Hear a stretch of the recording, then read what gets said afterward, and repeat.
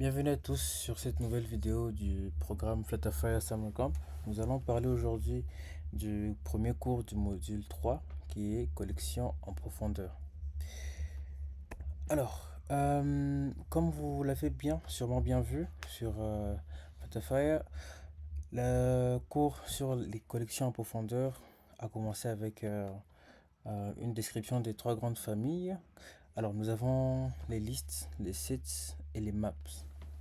Alors, pour vous montrer un peu une différence entre list, sets et maps, nous allons venir ici dans VS Code, créer un nouveau fichier et directement vous montrer de quelle manière est-ce que ça marche. Alors, nous créons notre fonction main et nous créons une nouvelle liste. Par exemple, voilà, nous avons une liste, my lists 1, 2, 3, 4, 5. Si nous essayons d'afficher cette liste, my list, voilà, on essaie de lancer directement list.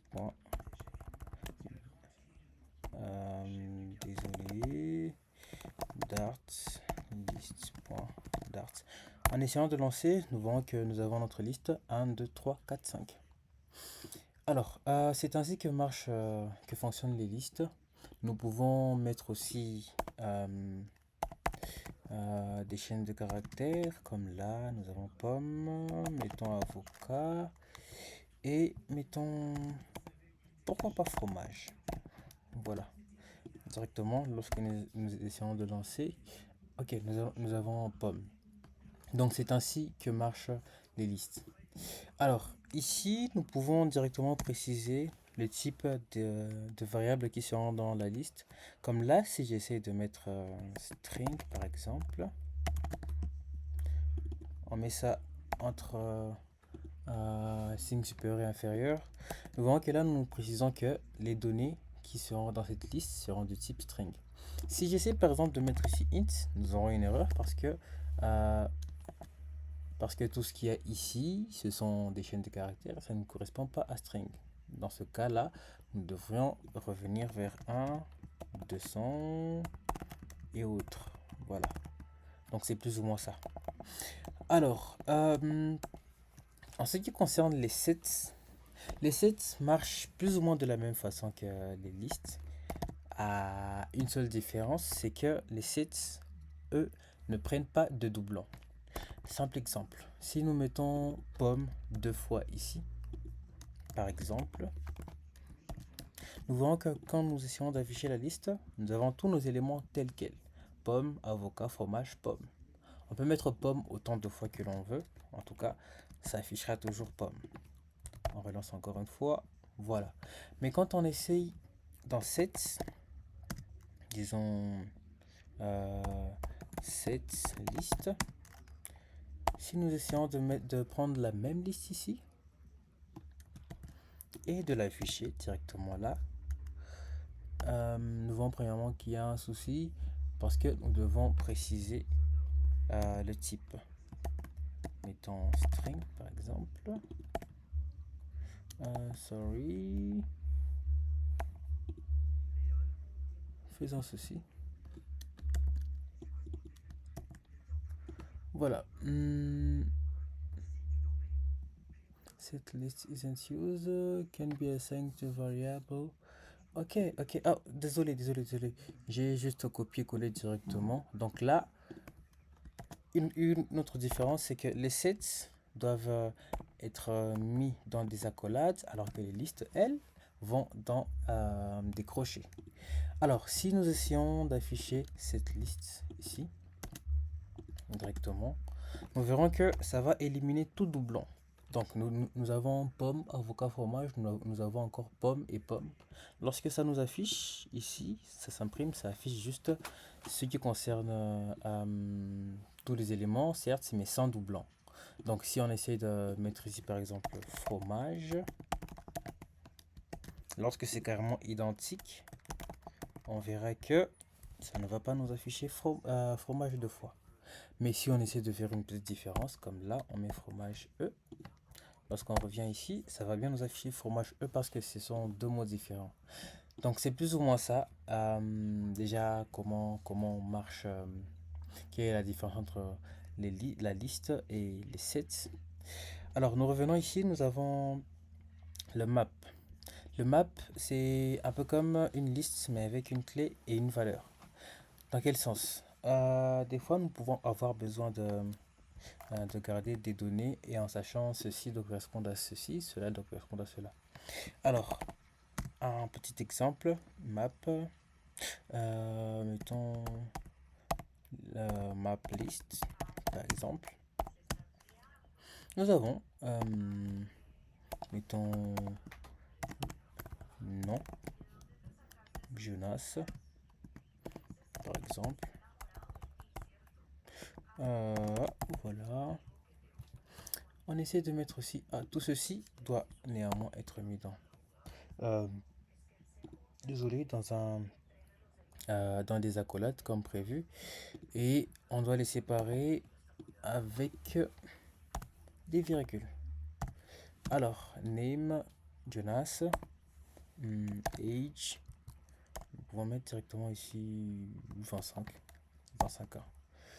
Alors, c'est plus ou moins comme cela que doit marcher la map list. Si on essaie d'afficher notre map list ici, nous verrons que ça va nous afficher name, Jonas, âge 25. C'est un peu comme un dictionnaire, voilà. C'est comme ça que l'on l'appelle. Pour ceux qui ont déjà fait du Python, ils comprendront plus ou moins. C'est un peu comme un dictionnaire. Un dictionnaire, on se dit, voilà, on peut avoir un map. Le map, il aura, ces données auront une clé et une valeur. C'est-à-dire quoi? Si on veut, par exemple, chercher euh, le nom de quelqu'un, on prendra juste, par exemple, ici, value. D'abord, on essaie de filtrer pour nous afficher. Là, nous pouvons juste avoir les valeurs. Donc, Jonas et age. Et 25 par exemple. Donc, disons, nous pouvons avoir toute cette liste ici, mais on veut juste voir, voilà, Jonas et il a quel âge. C'est plus ou moins ça. Ou si on veut voir quelles sont les clés qui sont contenues dans notre maps, on peut directement faire ceci et nous avons name et age. Alors, c'est plus ou moins de cette manière que marchent les maps, les maps, pardon. Alors, en avançant ici, nous arrivons au spread operator. Alors, qu'est-ce que le spread operator? On va dire c'est l'opérateur qui permet de déballer, comme c'est dit ici, déballer une collection dans une autre. Dans quel sens? On peut avoir cette liste ici, my list. Et voilà, on a une deuxième liste. Disons liste. On peut copier directement ceci. Voilà, liste, my list 2, par exemple. My list 2. Et dans my list 2, nous avons, disons, James et Joël. Ok. Voilà ce que nous avons dans MyList 2. Mais on veut que MyList 2 ait déjà toutes les données de MyList simplement. Ce que nous pouvons faire, c'est l'ajouter juste comme un élément de MyList. Et là, on va utiliser le spread operator, MyList. Et ceci, qu'est-ce que ça va faire? Ça va ajouter tout le contenu de MyList directement dans MyList 2. Si on essaie d'afficher MyList par exemple, MyList 2 et MyList aussi d'abord, ici en haut, on va voir que MyList, on va lancer ceci, MyList est là, et MyList 2 contient déjà ces éléments, James. À partir de l'index 1, ça contient tous les éléments de MyList. Et après, ça continue avec ses propres éléments. Ça peut se faire même, disons, on va ajouter ça à la fin. Ça marchera de la même façon. Ça va nous ramener tous les éléments contenus dans MyList, mais à l'index qu'on a choisi. Donc là, on voit qu'il y a James Joël. Et à partir d'ici, nous avons tous les éléments de MyList. C'est plus ou moins de la sorte que marche le spread operator. Alors ici, on nous montre aussi une deuxième fonctionnalité du spread operator, c'est d'utiliser une condition dans par exemple une liste. Si on essaie de copier d'abord l'exemple qu'il y avait là, bon là ça nous met dans un contexte des widgets, mais faisons ceci. Par exemple, nous sommes en train de concevoir un UI. Ce UI aura un menu et ces menus seront accueil, message par exemple, et profil, et enfin nous avons dashboard. Alors, en essayant d'afficher ceci, on va voir bien entendu tout ce qu'il y a là-bas. On fait ceci.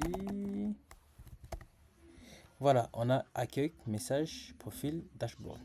Mais on veut quand même que tout le monde n'a pas le droit d'accéder au dashboard. Du coup, on va créer une fonction qui ne sera en train d'afficher que tout ceci.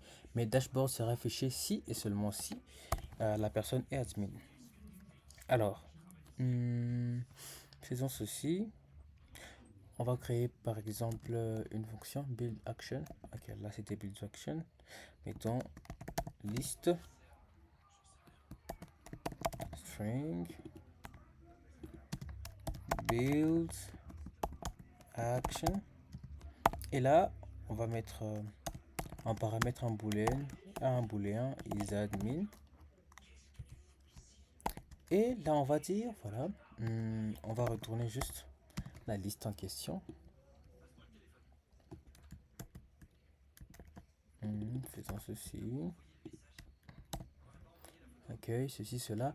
Et on se dit, voilà, dès qu'on arrive sur admin, sur dashboard, on va se dire, si il est admin, là j'ai écrit admin, s'il est admin, alors on va afficher sinon, les deux points signifient sinon, on n'affiche rien, simplement. Voyons voir, iterable. Alors là, ça se dit que ça devrait être une liste itérable. Un instant, liste, set, implement. Pourquoi ça me fait ceci? Bon, faisons alors ceci. Liste, on prend tout ça. Build list. Voilà.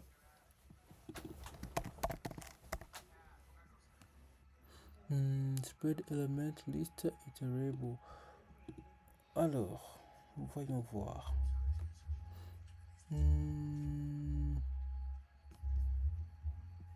Un instant, je vais vérifier quelque chose. Je l'ai peut-être mal fait. Ok. Ah, ok. Je devais normalement mettre ça dans ceci. Sorry.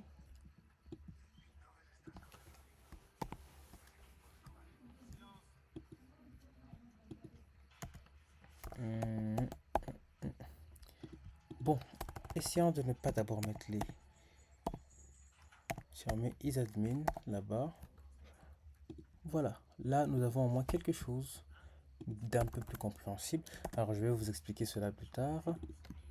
Mettons directement liste. Voilà, on retourne build list. Là, je mets build list action. Je dis qu'il est admin, c'est true. Alors, si par exemple j'essaye de lancer ici, on montre bien dashboard. Mais si je dis que voilà, c'est false, alors là, on ne montre plus dashboard. C'est plus ou moins ceci. Donc ça peut marcher aussi de la sorte. Alors, collection as if. Ok. Ceci, c'est bel et bien ce que nous venons de faire juste là. Donc, avec l'utilisation des if directement dans une liste. Là, nous sommes dans le contexte de Flutter. Mais vu que nous n'avons pas encore lancé directement une application Flutter, nous allons d'abord avancer avec Dart. Alors, les méthodes where, map, reduce et fold. Alors, nous avons aussi quelques méthodes assez importantes en ce qui concerne le maniement des listes. Alors, par exemple, nous allons revenir ici. Nous avons une liste qui a accueil, message, profil et dashboard. Alors, la première fonction ici, on va utiliser where. Alors, on veut juste afficher par, disons, seulement là où tous les mots qui contiennent un E. On peut faire ceci. Build list. Where. On met un test ici. Elements. Va nous retourner où Elements contient. Un instant. Build list elements. Where element. Faisons ceci. Ça va aller beaucoup plus rapidement comme ça. Element. ToString. Contains. Mettons E. Voilà. Ça se met ici. Faisons ceci. Et là, on saisit toList. Maintenant, on essaie d'afficher. Ah, là, ça doit retourner cela. Return. Et si on essaie de nous afficher cela, bad list, nous verrons que ça ne doit normalement nous afficher que les éléments qui contiennent, pardon, un E. On voit que eux tous sont des E, hein. Faisons ceci. Qu'est-ce qui contient? Tiens, AM. Ok, disons AM.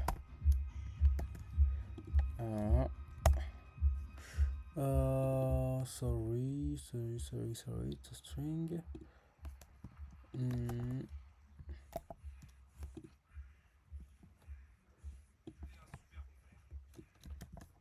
Affichons directement cette liste-là pour aller un peu plus vite.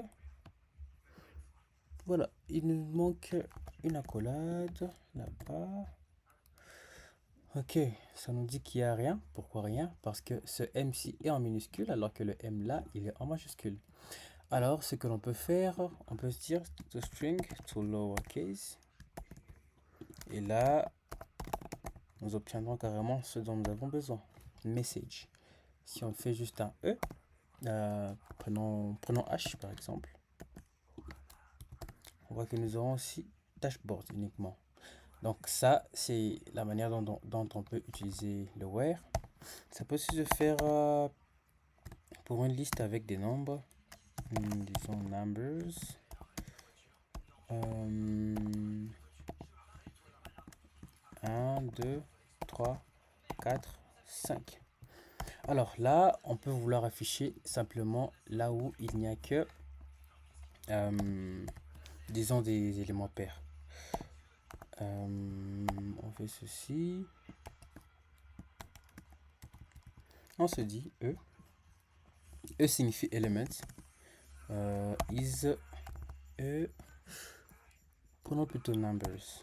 Puisque là, ce sont une liste d'entiers, une liste d'entiers. Alors, si on essaie de faire ceci, ça va aller plus vite. Is even. Is even, c'est un peu comme un paramètre booléen qui retourne vrai ou faux selon si l'élément est pair ou pas. Alors, si on essaie, voilà, 2, 4. On peut essayer avec is odds pour impair. Ça, c'est aussi quelques tips flatteurs que l'on peut directement utiliser. Voilà. Là, nous avons notre where, map. Map, c'est pour, on peut vouloir transformer une liste. On veut juste afficher, euh, disons, seulement quelques éléments d'une liste. Faisons ceci. Par exemple, on met element. On veut juste mapper certains éléments. E, disons, on va juste prendre les éléments. Bon, comment on peut faire? Voyons.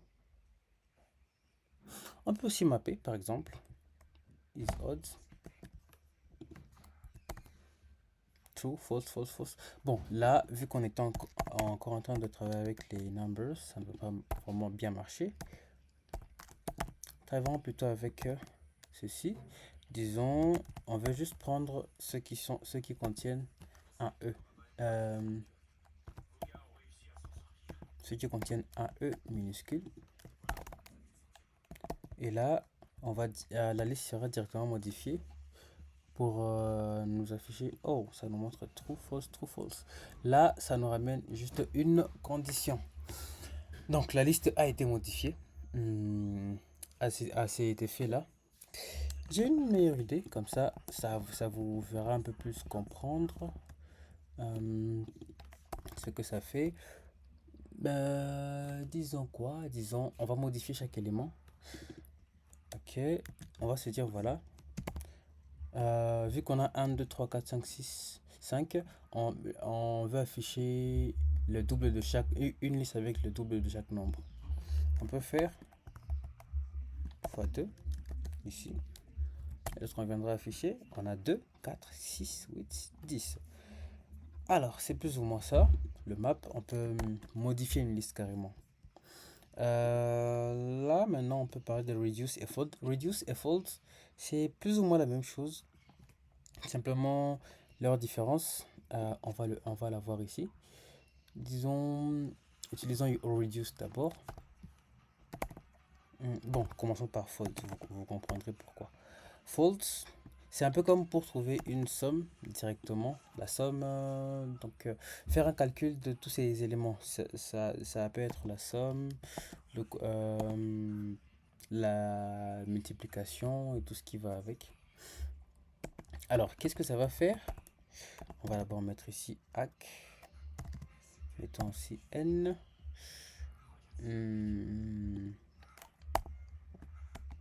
Faisons ceci, hack plus n. Alors, que signifie hack? Que signifie n? Là, voyons. Operator can unconditionally. Oh. Add no check. Ah non.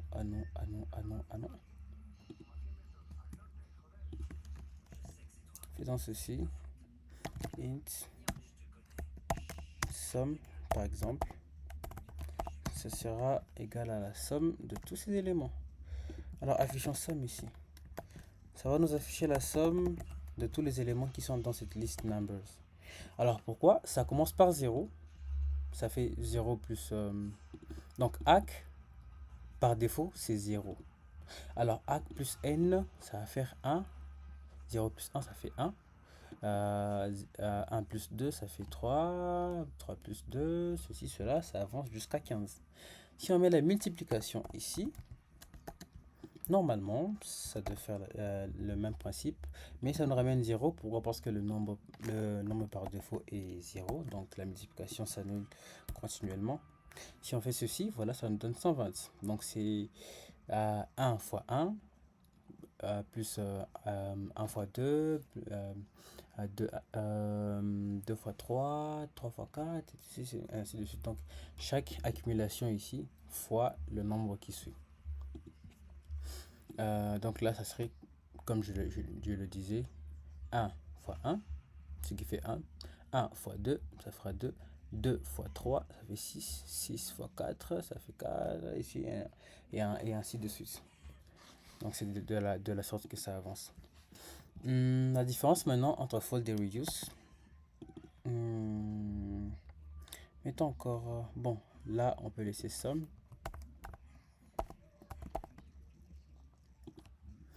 Là, mettons code, mult. Ok. Donc là, si on met reduce, on n'aura pas besoin de mettre une valeur par défaut. Alors là, ça va calculer le tout et la valeur par défaut sera par défaut 0. Donc pour chaque opération, la valeur par défaut sera 0. Le désavantage avec ceci, c'est que bon, on n'a pas vraiment la main sur est-ce qu'on doit avoir une valeur par défaut ou pas. Tout dépendra en tout cas de ce dont vous aurez besoin. Donc c'est plus ou moins comme ça que ça marche. Hum, voilà, c'est tout pour ce premier cours. On se retrouve encore pour le cours prochain.